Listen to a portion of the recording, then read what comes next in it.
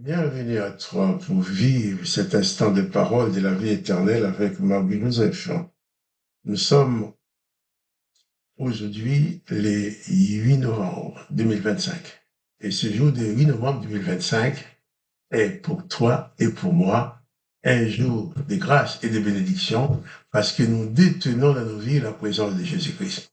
Jésus-Christ, je répète toujours, Jésus-Christ est le promoteur de la grâce. Jésus-Christ fait toujours grâce. Donc si Jésus-Christ est dans ta vie, c'est que tu demeures sous la protection, j'allais dire sous la domination de sa grâce. Oui, que la grâce de Jésus-Christ soit dominante dans ta vie.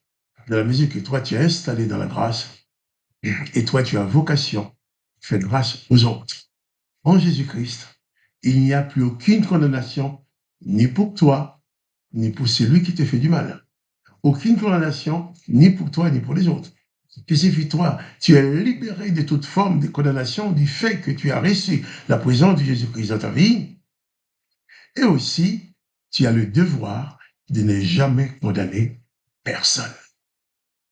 Jésus-Christ n'est pas venu dans le monde pour prolonger le règne du Dieu de la vengeance dans ta vie. Le règne de l'Éternel des armées qui ordonne la vengeance, qui ordonne de tuer même ton frère ou ta sœur s'il parle contre l'Éternel, qui ordonne de démolir tous ceux qui se dressent devant toi comme ennemis. Jésus-Christ n'est pas venu pour ça. Jésus-Christ est venu avec la puissance de l'amour du Dieu le Père pour te dire, Dieu le Père t'aime jusqu'à venir lui-même personnellement dans la personne de Jésus-Christ à ta rencontre pour te révéler son existence, pour te révéler les paroles de la vie éternelle.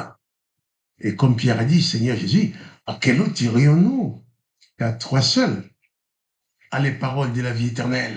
Oui, tu ne peux pas trouver mieux que Jésus. Tu ne peux trouver personne d'autre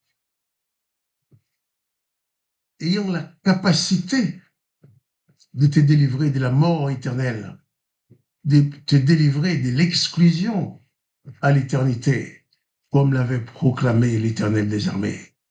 Et d'ailleurs, j'insiste, c'est l'une des raisons pour laquelle les serviteurs de l'Éternel des armées ont menti à Pilate pour aboutir à l'assassinat de Jésus-Christ. Bien sûr, Jésus-Christ dit, il donne sa vie, parce que tout pouvoir lui a été donné. Si Jésus voulait, il aurait pu démolir tous ceux qui sont là pour les tuer, pour l'assassiner.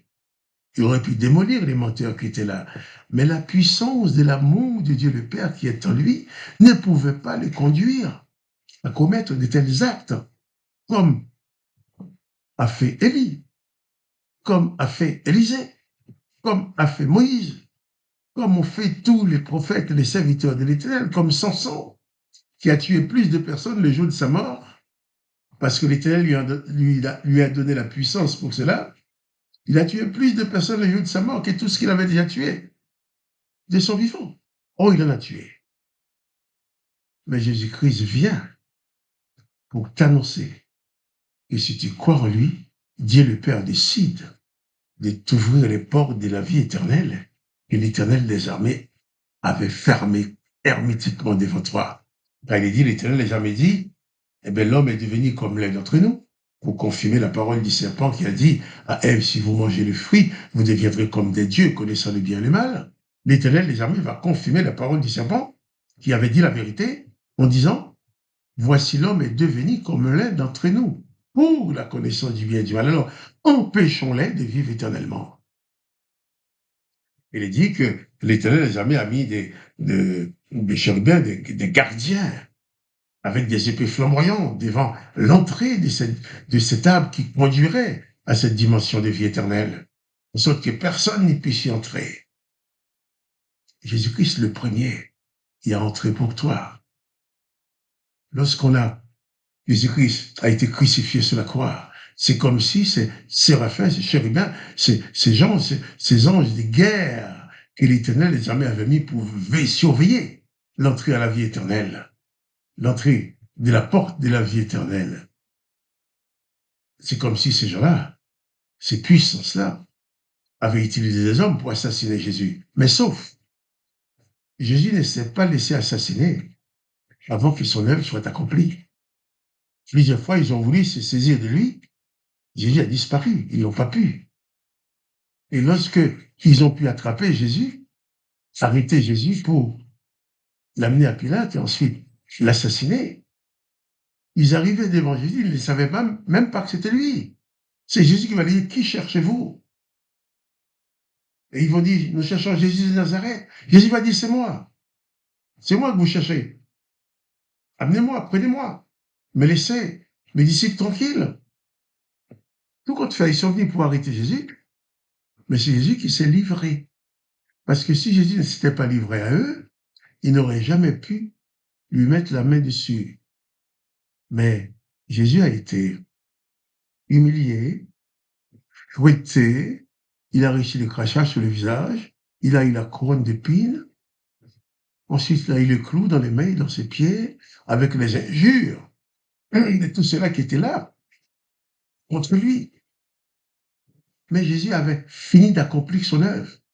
Et ces gens-là ne savaient pas qu'ils étaient en train d'accomplir ce qu'on fait, le dernier chapitre, en voulant assassiner Jésus. Là, c'est en mourant sur la croix que Jésus a dit, tout est accompli, tout est parfait. C'est pour dire que si tu consacres ta vie à Jésus-Christ, si tu laisses Jésus-Christ venir s'installer, demeurer dans ta vie, ton salut est accompli. Ta dimension de vie éternelle est accomplie. Et personne ne pourra changer cela, car Jésus-Christ a dit que personne ne pourra ravir l'un de ces hommes et de ces femmes que Dieu le Père a attirés vers lui. Si en m'écoutant là, tu as envie de recevoir Jésus dans ta vie, c'est que tu es attiré par la puissance de Dieu le Père. Ne résiste pas. Ouvre ton âme. Demande à Jésus-Christ de venir s'installer en toi. Et alors, tu connaîtras la vraie vie. La vie de paix. La vie de paix, oui. La vie de joie. La joie du salut. La joie de ne plus être sous la condamnation. La joie de savoir, même si tu dois mourir aujourd'hui, la mort n'aura pas de pouvoir sur toi. Ton corps mourra. Mais Jésus a dit, celui qui croit en lui vivra, même s'il meurt.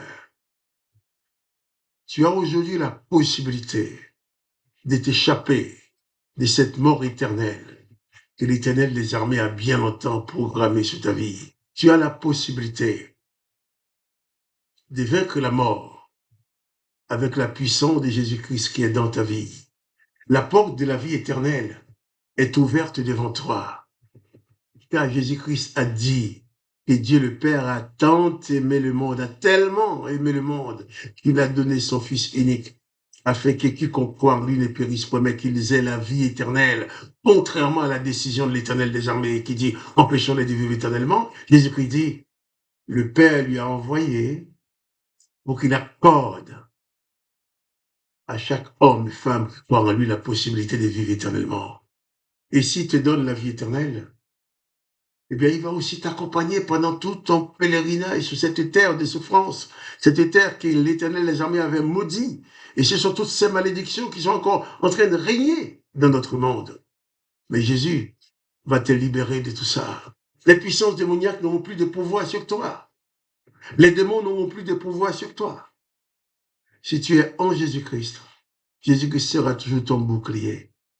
Il a dit même, tu connaîtras des moments difficiles. Il a même dit, tu auras des tribulations dans ce monde. Mais sois courageux, prends courage. Car lui, Jésus a déjà vaincu le monde à ta place. Il t'intéresse qu'à t'installer par la foi dans la victoire de Jésus-Christ en suivant ses enseignements, en pratiquant ses enseignements, jusqu'au jour où il viendra te chercher.